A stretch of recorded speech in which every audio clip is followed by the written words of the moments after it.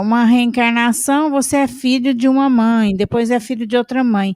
Como que fica isso? Vai se manter esses laços, por exemplo, Jorge? Como é que fica? O que a doutrina espírita fala é que existem dois tipos de laços familiares: os laços corporais e os laços espirituais. Então, que são laços corporais? São os vínculos que a gente tem do lado de cá: irmão, pai, mãe, tio, sobrinho, esposa. Esses são os laços que nós temos, laços corporais. Desfeito o fenômeno da existência, ou seja, vem a morte e separa os indivíduos, nós não temos a necessidade, ou não acontece imperiosamente, que nós continuemos ligados às pessoas que foram nossos familiares. Eu posso ter um irmão que desencarna e nem lembro mais que ele existe. Eu perco a minha relação com ele. E posso ter um outro irmão que eu continuo com essa relação, porque eu sinto uma afinidade que vai além da morte. Quando as nossas relações familiares não se extinguem com a morte, mas elas continuam para além do fenômeno da existência humana, nós dizemos que são laços espirituais. Então, nós podemos manter laços de vínculo com pessoas que foram nossos familiares do lado de lá. Então, eu tive um irmão aqui e ele continua sendo meu grande parceiro do lado de lá. Um pai, uma mãe, um filho, esposa, sei lá quem. Se eu tenho afinidade e tenho prazer recíproco da convivência, isso permanece para além da morte, gerando um fenômeno chamado família espiritual.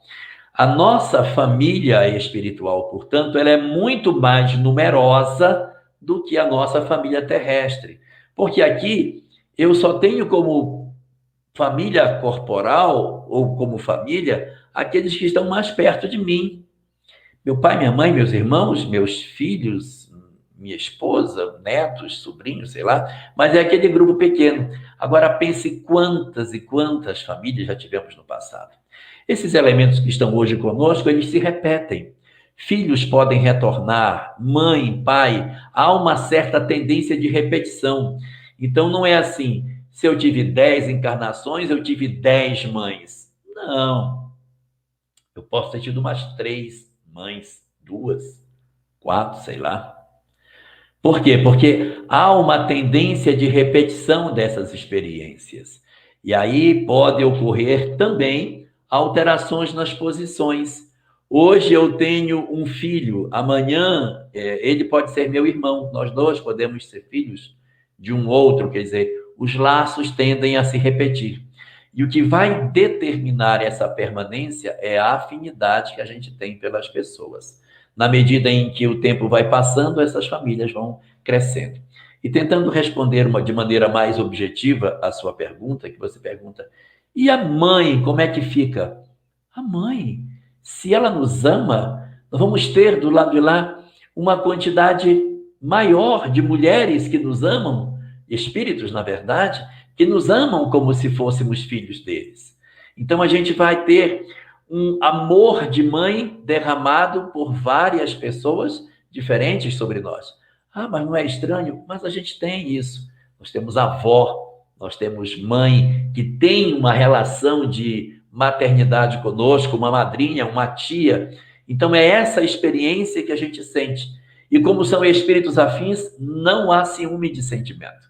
A gente reúne uma quantidade grande de pessoas, relembrando muitas vezes as várias oportunidades e posições familiares que nós já ocupamos no passado, e com isso construímos laços de profunda afinidade. A família espiritual, portanto, só tende a crescer à medida que a gente reencarna e desenvolve amor pelas criaturas.